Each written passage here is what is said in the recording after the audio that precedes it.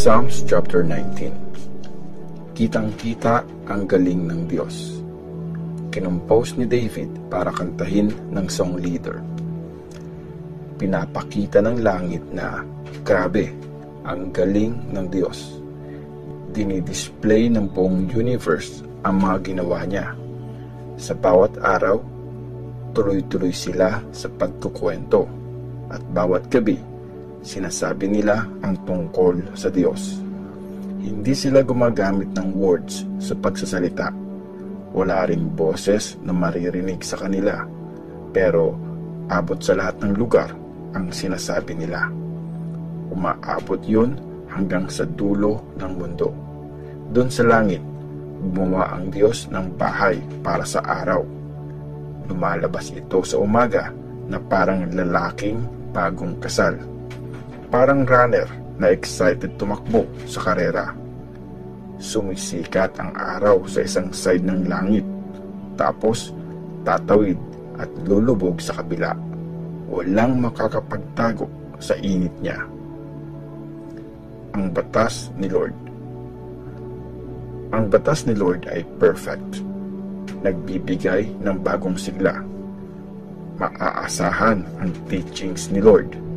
Nagpapatalino sa walang alam. Ang mga batas ni Lord ay tama.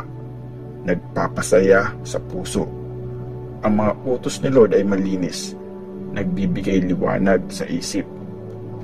Ang paggalang kay Lord ay mabuti. Mangyayari ito forever. Tama ang mga desisyon ni Lord. Lagi yung patas. Mas mahalaga pa yon sa gold. Sa pinakapurong gold. Mas matamis pa sa honey, sa pinakapurong honey. At dahil sa mga teachings na ito, nawawarningan ang iyong lingkod. May magandang reward pag ito ay sinunod. Sino bang nakakaalam na mali ang ginagawa niya? Linisin mo ako, Lord, sa mga nagawa kong kasalanan na di ko alam. Pigilan mo akong gawin yung bagay na alam ko namang mali. Huwag mong hayaang kontrolin ako ng kasalanan. Tapos, magiging malinis na ang buhay ko. Walang bahid ng mabigat na kasalanan. Sana, lahat ng sinasabi ko at lahat ng nasa puso ko maging acceptable sa iyo. Lord, ikaw ang nagtatanggol at nagliligtas sa akin.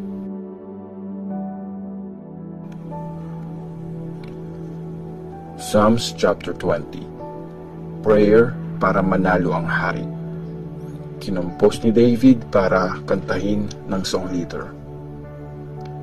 Pakinggan ka sana ni Lord pag nasa gitna ka ng gulo. Ingatan ka sana ng Diyos ni Jacob. Mula sa temple, puntahan ka sana niya at tulungan. At mula sa Zion, alalayan ka niya. Yung mga inoffer mo, tanggapin niya sana, at sa sinunog mong alay, matuwa sana siya. Ibigay niya sana kung anong nasa puso mo, at gawin niyang successful lahat ng plano mo. At sa iyong panalo, sisigaw kami sa tuwa. Magsa-celebrate kami, pupurihin namin ang Diyos. Ang lahat ng hingin mo, ibigay sana ni Lord. Ngayon, alam ko nang nililigtas ni Lord ang haring pinili niya mula sa langit niyang banal. Sumasagot siya sa prayers ng hari. Lakas ni Lord ang nagpapanalo ng todo sa kanya. May umaasa sa sakyang panggera. Yung iba sa kabayo nagtitiwala. Pero kami, sa lakas ni Lord na aming Diyos kami umaasa. Sila matutumba at babagsak. Pero kami, babangon at tatayong matatag.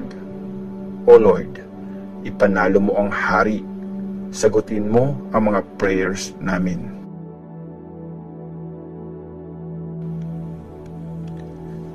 Psalms chapter 21. Nanalo ang hari dahil kay Lord. Kinompose ni David para kantahin ng song leader. O Lord, masaya ang hari sa binigay mong lakas. Pinanalo mo siya sa laban, kaya sobrang saya niya. Binigay mo ang gusto ng puso niya. Yung pinagpipray niya, di mo tinanggihan. Sinalubong mo siya ng maraming blessings. Sinuotan mo ng korona, gawa sa purong ginto. Ang hiniling niya ay buhay at binigay mo yon. Mahabang buhay, hindi matatapos yon. Kinilala siya ng mga tao dahil sa tulong mo. Nagtagumpay siya, tinawag na mahal na hari. Lahat yan dahil sa'yo. Yes, walang katapusan ang blessings mo sa kanya. Lagi kang nasa tabi niya, kaya lagi siyang masaya. Nagtitiwala ang hari kay Lord na pinakamataas. Dahil sa wagas na pag-ibig ni Lord, never siyang matitinag. Mahuhuli ng hari lahat ng kaaway niya. Matatalo niya lahat ng galit sa kanya. Dadating siya na parang nagliliyab na apoy at susunugin sila. Uubusin sila ni Lord dahil sa galit niya. Lalamunin sila ng apoy. Walang matitirang buhay sa mga anak nila at apo. Papatayin silang lahat ng hari. Kahit magplano sila ng masama o magtangkang saktan siya, magfe-fail sila. Tatargetin niya sila ng pana sa mukha, kaya magtatakbuhan sila para makatakas. Malakas ka, Lord. Dapat kang itaas. Kakanta kami at magpupuri kasi powerful ka.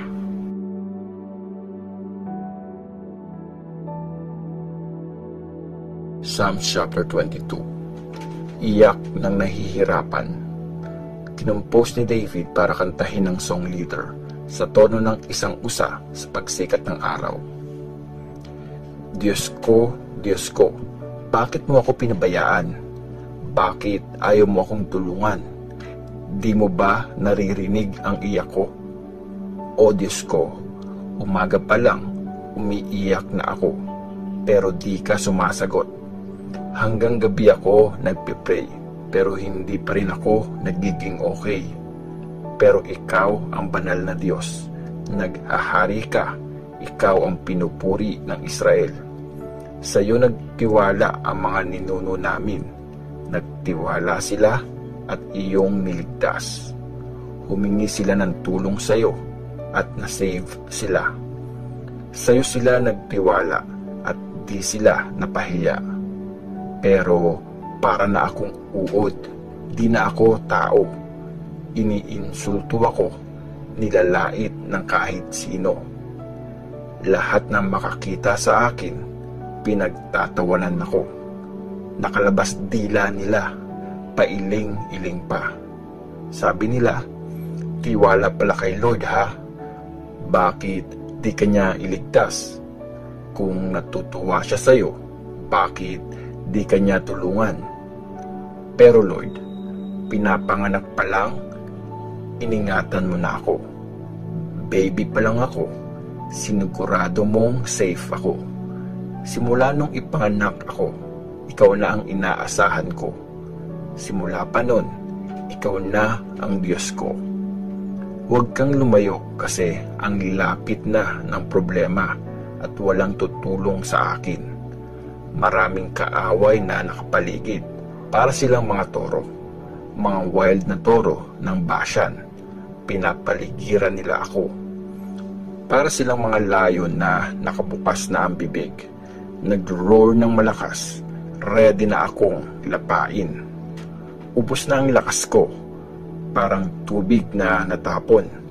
Kalas-kalas na lahat ng mga buto ko, parang kandilang natutunaw ang puso ko. Tuyo na ang lalamunan ko, parang tigang na lupa. Yung dila ko, hindi ko na magalaw. Iniwan mo ako sa lupa, halos patay na. Pinapaligiran ako ng grupo ng masasamang tao. Para silang mga aso, susunggaban na ako. Sinakmal nila ang mga kamay at paa ko. Lahat ng mga buto ko, kitang-kita na.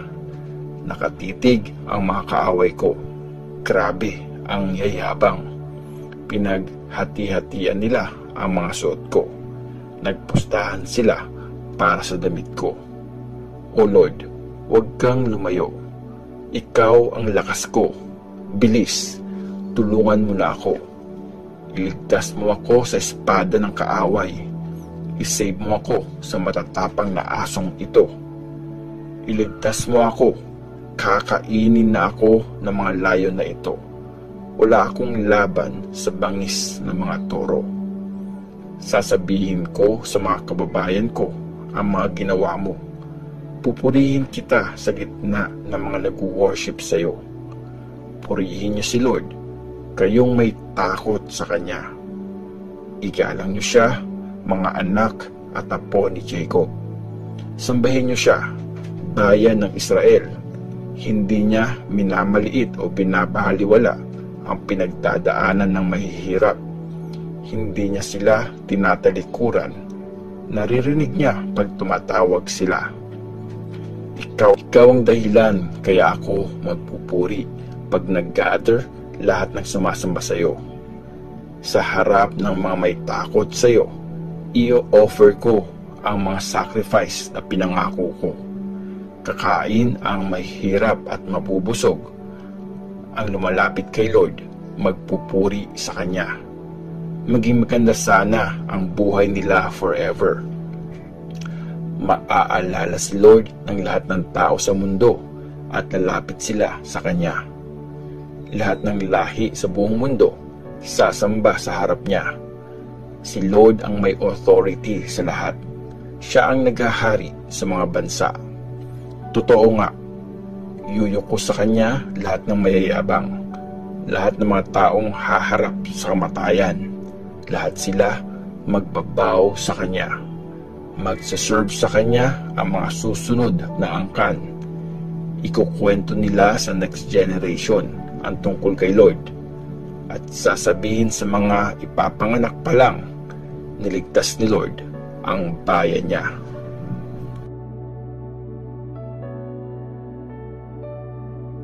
Psalms chapter 23. Si Lord ang shepherd ko. Kanta ni David. Lord, ikaw ang shepherd ko. Lahat ng kailangan ko, binibigay mo. Pinagpapahinga mo ako sa magandang damuhan at nililid ako sa tahimik na batis. Binibigyan mo ako ng bagong lakas. Ginaguide mo ako sa safe at tamang landas dahil yun ang promise mo. Kahit pa sobrang dilim ng dadaanan ko, hindi ako matatakot, Lord, kasi kasama kita. Sa tungkod mo at pamalo, alam kong safe ako. Nagpe-prepare ka ng handaan para sa akin. Nakikita pa yon ng mga kaaway ko. Wini-welcome mo ako na parang special na bisita at pinupuno ang baso ko ng sobra-sobra. Sure ako na lagi mo akong ibibless at mamahalin at ang bahay mo, Lord, ang gagawin kong tahanan habang ako'y nabubuhay.